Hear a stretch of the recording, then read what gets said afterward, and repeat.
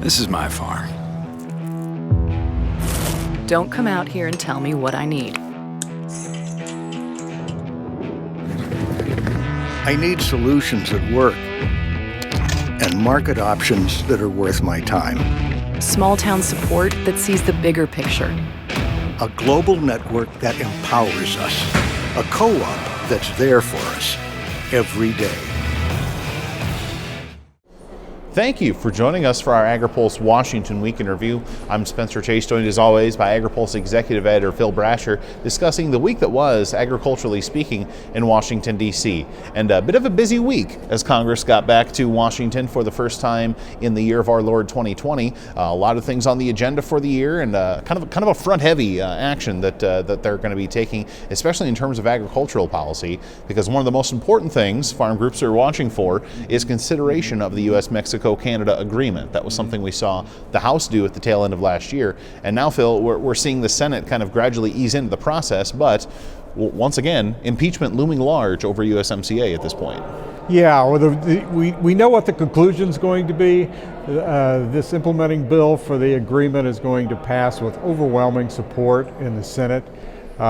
We saw an overwhelming vote in the Senate Finance Committee on Tuesday. First, the Senate came back. One of the first things that they did was approve the bill in committee. But we just don't know when this is going to be.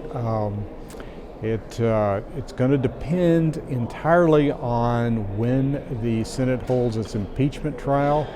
That could be as soon as next week.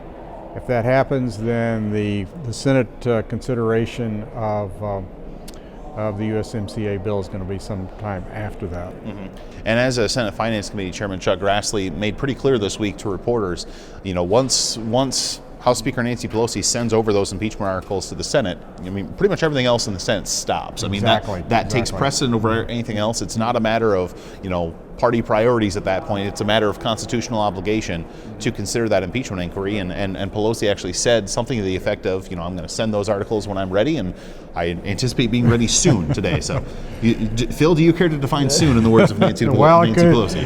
It could be Friday, it could be early next week, it could be later. There's one other hitch that's occurred that probably would mean there wouldn't be a Senate vote on USMCA next week anyway, and that's because the Senate parliamentarian ruled that the USMCA bill needs to be considered by several other committees, including Appropriations, Environment and Public Works, Commerce, and we have those, most of those all lined up for votes, all lined up for next week, but the latest is at least on Thursday morning, so it'd be very hard for the Senate to take this up next week, even if they didn't have the impeachment trial.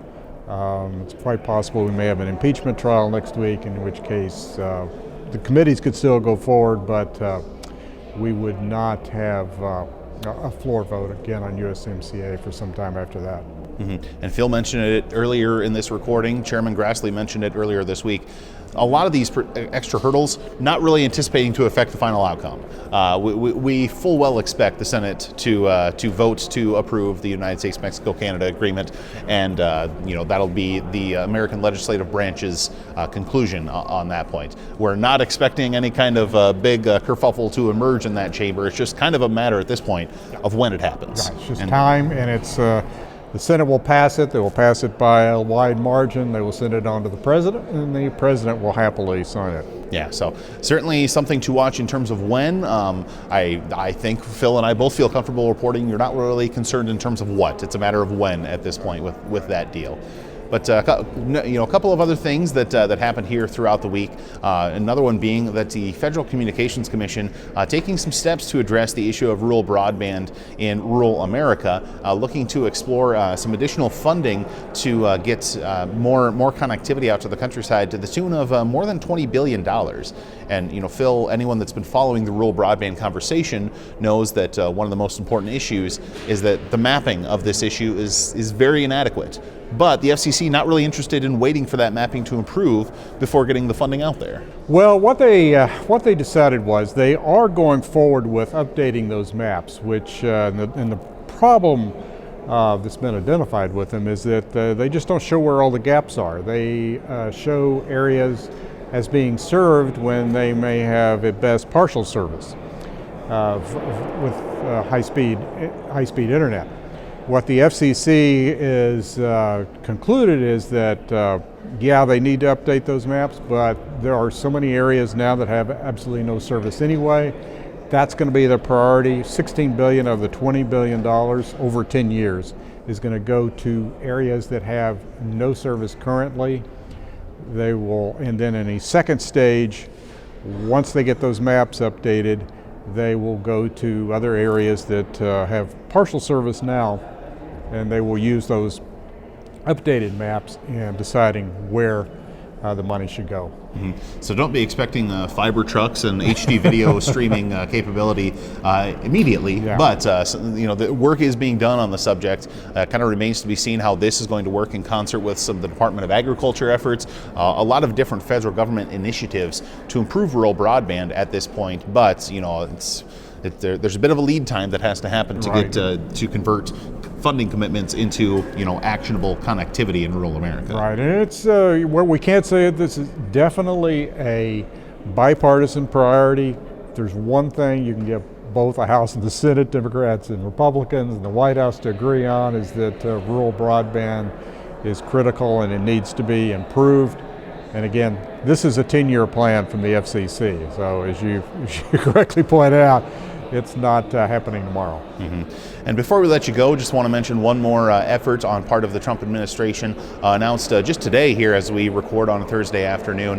The President Donald Trump announcing with the with construction and agricultural folks behind him that his administration is going to take steps to change how it uses the National Environmental Policy Act in terms of planning and permits and a wide variety of subjects. And so at this point, a lot left to learn about how the administration plans to implement that plan and how that will work actually on the ground in terms of things like construction and grazing and a number of other subjects that that act touches at some point or another.